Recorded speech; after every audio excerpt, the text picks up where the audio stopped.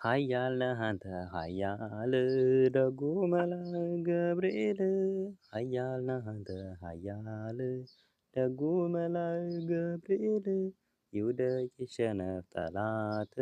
አንተ ተራዳን በእውነት ይውደቅ ይሸነፍ ጠላት አንተ ተራዳን በእውነት በዱራ ሜዳ ላይ ገብርኤል ጣዖት ተዘጋጅቶ ገብርኤል ሊያመልኩት ወደዱ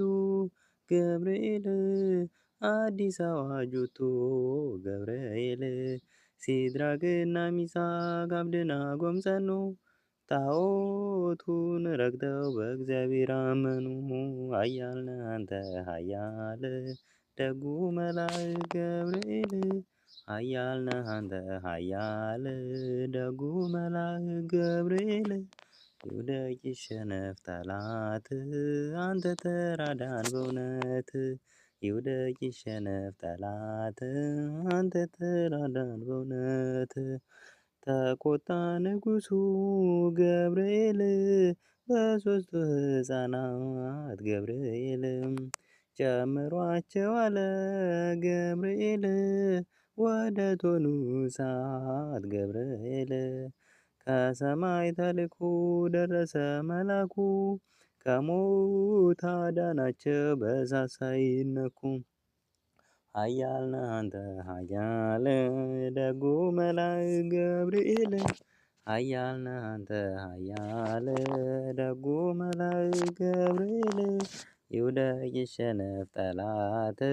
አንተ ተራዳን በእውነት ይውደቅ ይሸነፍ ጠላት አንተ ተራዳን በእውነት ከእቶኑ ስር ሆነው ገብርኤል ዝማሬ ተሞሉ ገብርኤል ገፍተው የጣሏቸው ገብርኤል በእሳቱ ሲበሉ ገብርኤል አልተቃጠለችም የራሳቸው ፀጉር አዩ መኳንንቱ የእግዚአብሔርን ክብር። ኃያል ነህ አንተ ኃያል ደጉ መልአክ ገብርኤል ኃያል ነህ አንተ ኃያል ደጉ መልአክ ገብርኤል ይውደቅ ይሸነፍ ጠላት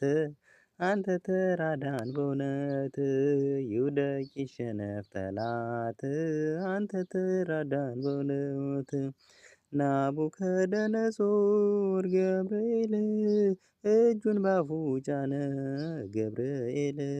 ሰለስቱ ደቂቅን ገብርኤል ከእሳት